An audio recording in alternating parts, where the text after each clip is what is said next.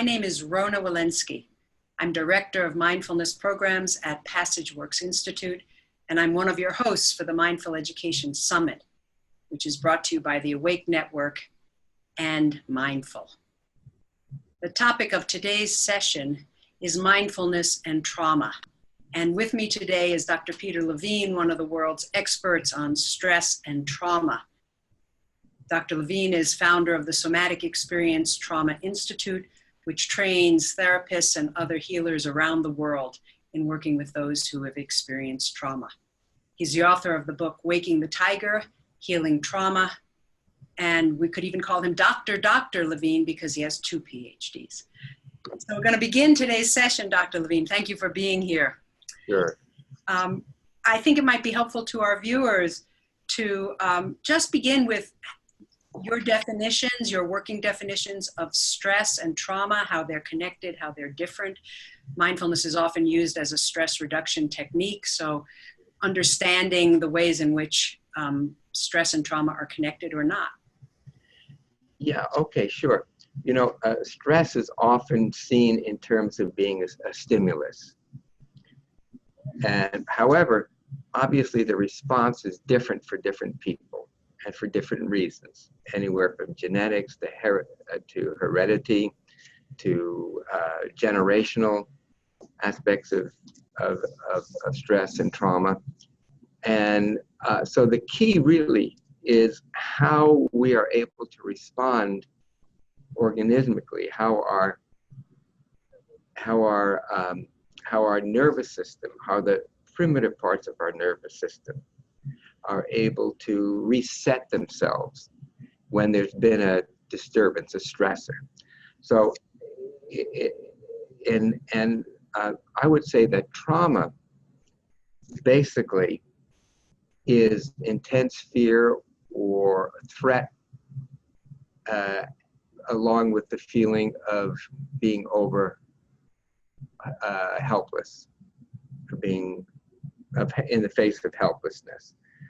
I think that's a reasonably good working definition. And it really, again, depends on so many factors, because for the same situation, for 3 different people, for 10 different people are going to have 3 or 10 different responses. But everybody has a breaking point at which our core parts of our nervous system, our bodily experience, doesn't reset, doesn't return to equilibrium. Everybody has a breaking point. Even the most courageous of the Navy SEALs has a breaking point. And in a way, trauma unites. So I remember being at the Music Museum in Phoenix, Arizona. It's an incredible museum. And it said something like, music is the universal language. Music is what brings us all together, what we share in common. And I would also add that trauma is also something that we all have in common. As human beings, it's something that affects all of humanity. And our ability to be empathetic to others suffering from trauma is very important in terms of their recovery as well as our own. Could you share with us some of the symptoms or signs of having reached that breaking point? Yeah, usually when people come to that breaking point, the initial symptoms are often just shock and numbness. And then that gives rise to symptoms like being on edge, hypervigilant, always expecting danger, sleep disturbance, nightmares, flashbacks, of course, are the standard, and flashbacks of the event that caused the trauma. However, in my experience in working with trauma for 45 years is that actually many of the symptoms are what are called negative symptoms. So symptoms like depression and physical symptoms, pain, things like fibromyalgia, irritable bowel, many cases of migraines, and even many cases of asthma. These are all things that the body is experiencing that have to do with being shut down. The initial responses usually are the so-called positive symptoms like flashbacks, hypervigilance, nightmares, and so forth. So, and usually as trauma goes on and it's not resolved in the person, it will tend to go from the positive type symptoms, the PTSD, classical PTSD symptoms, to the more somatic, sometimes called conversion symptoms, somatoform dissociation, sometimes also called that. So sometimes, especially with children, you see children that have been traumatized and they're very, they're a quote disruptive, they're unruly. But then you see the kids who just, they're not there. They're blank, and they're, in both cases, but especially in this case, they're really unable to take in new information, to be able to synthesize new information. So it makes learning extremely challenging, and I understand that a lot of the people that we're talking to are educators. And I think it's really important to notice kids that are not only agitated, but kids that are just shut down and just not there, sometimes just staring out into space. So I know you have a 3-year training program. So my next question is, for the really short answer, is there a brief way of describing the approach the Somatic Experience Institute takes? Sure. Trauma? Well, let's look at what happens in trauma. Trauma is seen often as a disorder of the brain or of the mind. And that, of course, is true. The mind and the brain are deeply affected by these kind of stress, accumulated stress and trauma. But the part that's been left out, really, historically at least, is what goes on in the body. When we experience threat or fear, our shoulders may come up, our guts tighten. We're caught in an inspiration. We're not able to fully breathe out, which is, again, affects the whole chemistry of the body. And so, again, these are things that happen when we're experiencing or perceived threat.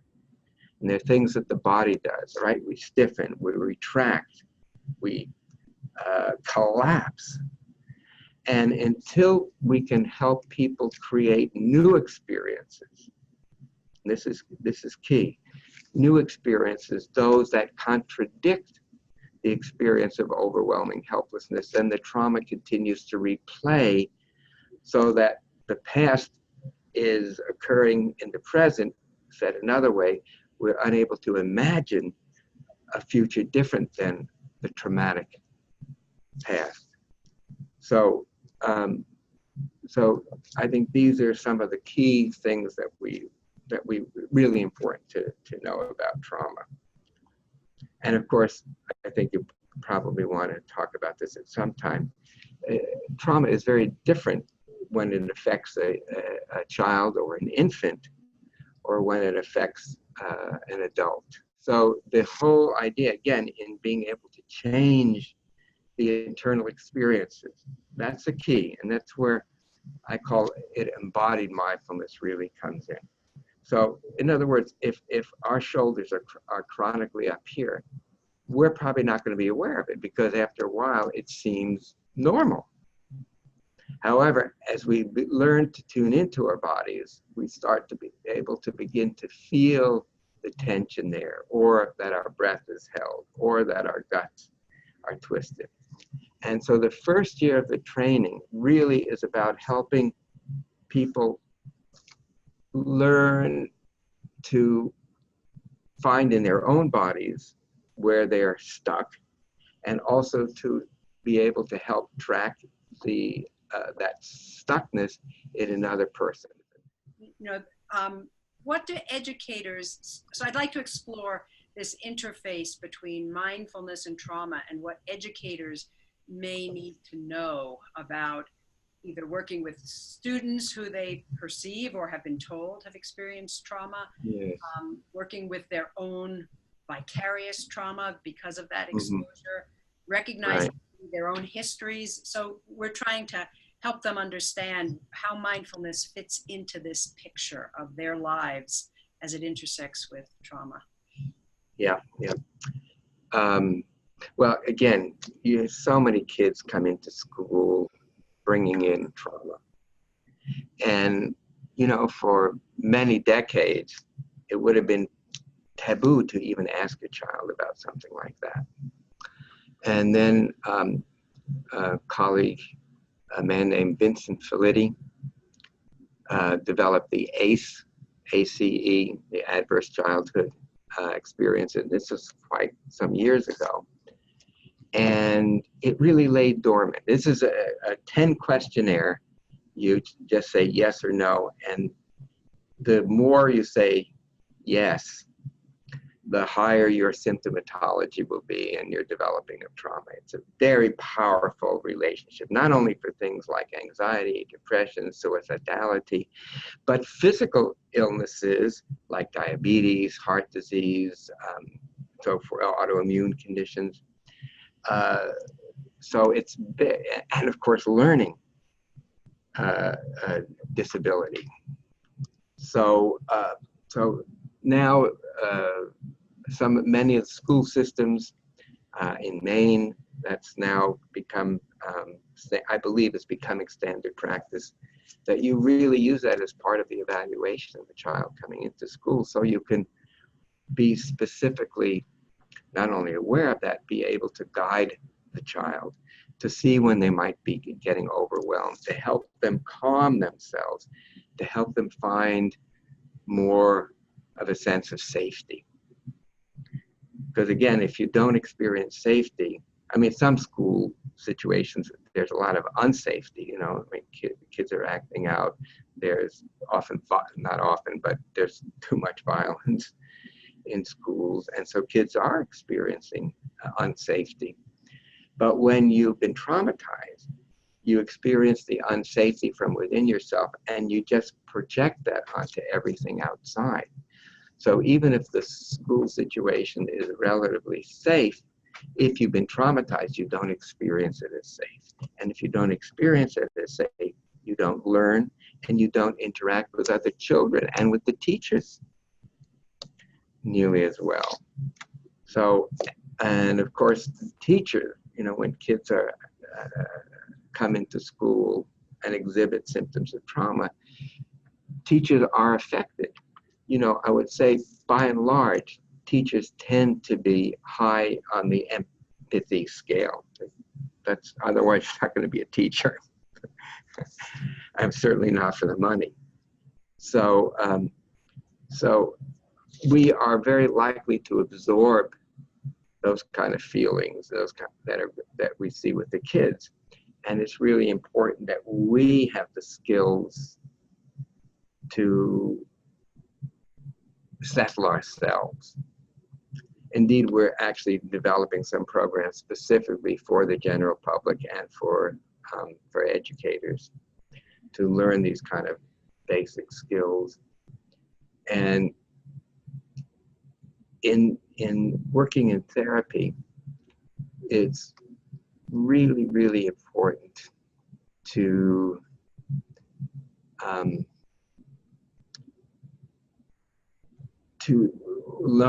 to become aware of what's going on in our own bodies.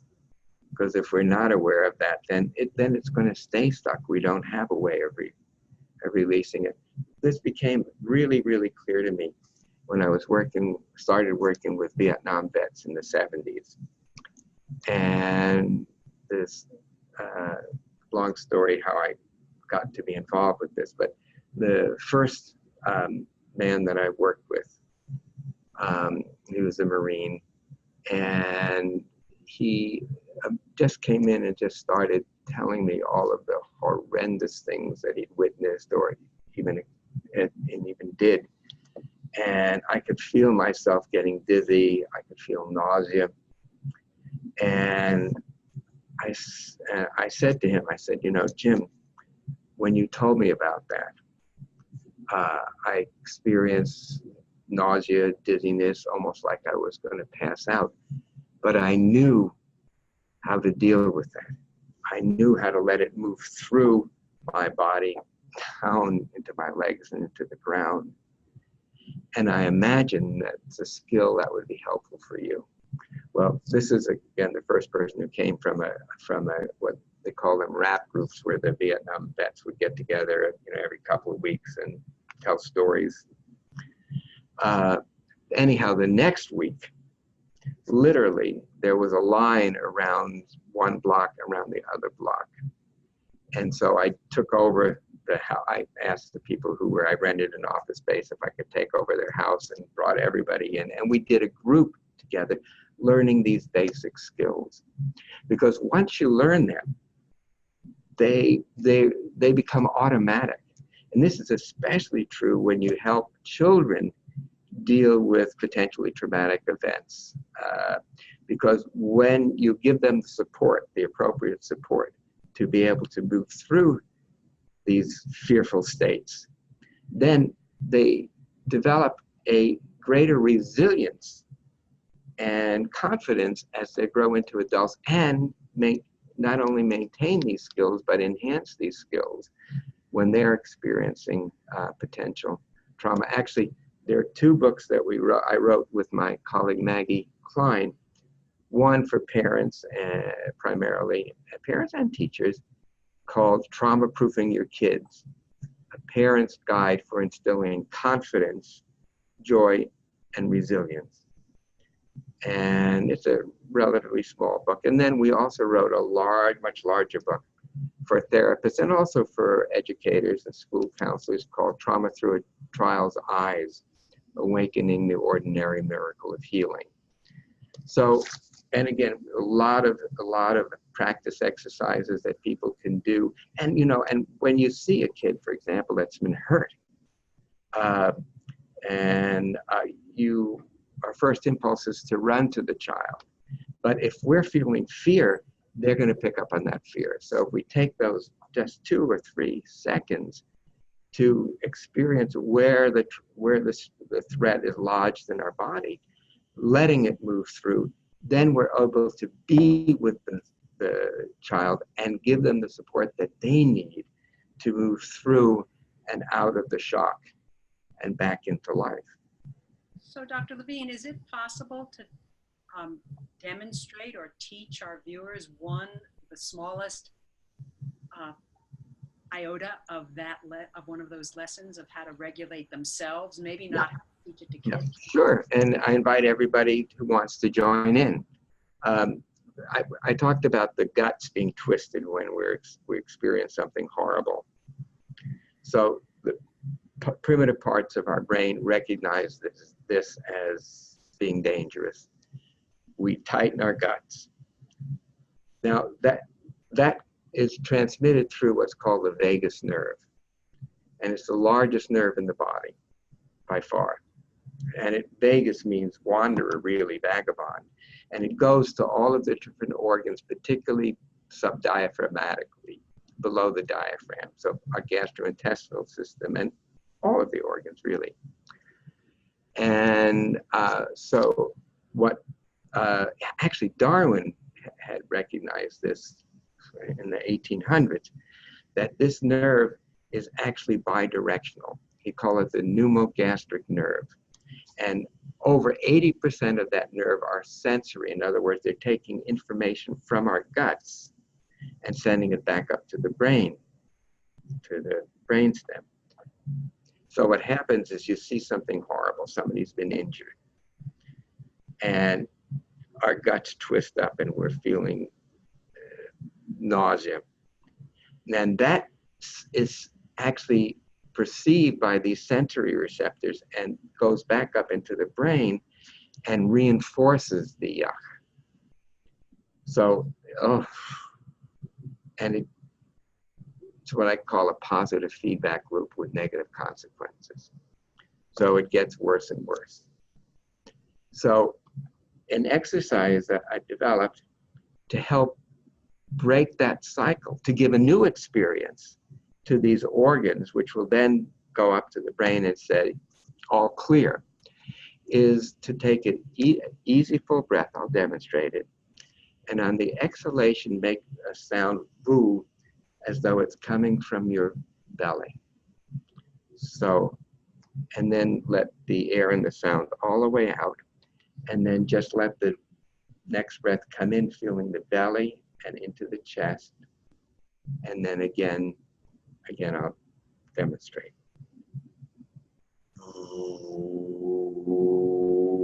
So I'm vibrating it here in my belly. And let the sound in the air all the way out. This allowed the next breath to come in, feeling belly, filling belly and then chest.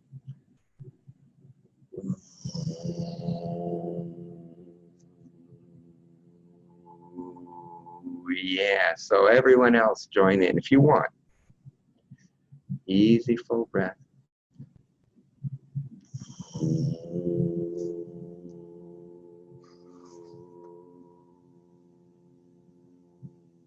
And then just rest, noticing your hands, your fingers, feet, belly. Just notice the sensations.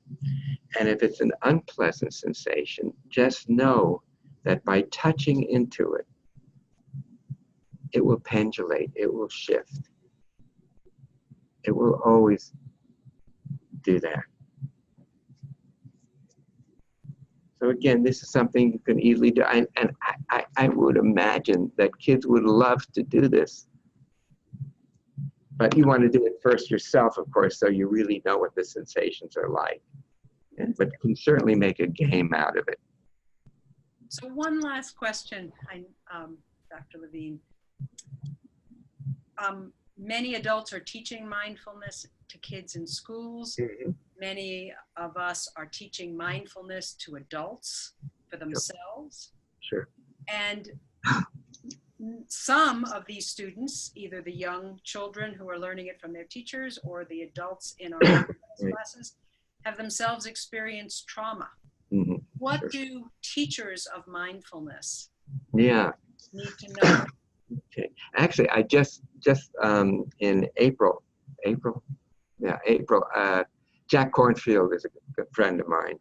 And so he asked me to do something for his community at Spirit Rock. And, you know, when you meditate, you are either going to be drawn towards the trauma and then deflect away from that in dissociation, or you get swallowed up by the trauma. And then all kinds of symptoms start to develop. So it's really important to have tools like the ones we've been talking about to help us deal with the trauma when they show up. I think there are three things that can happen when people meditate. Well, will happen when people meditate who have trauma in their history.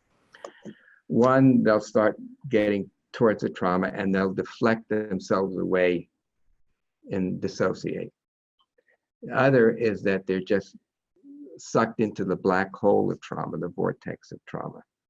And the third one, which is kind of related to the dissociation part, is that what I call the bliss bypass. You go into these states of bliss, but they're an avoidance of dealing with the traumatic sensations. And I've often, or not often, but I work sometimes with monks. I mean, monks have been meditating for decades.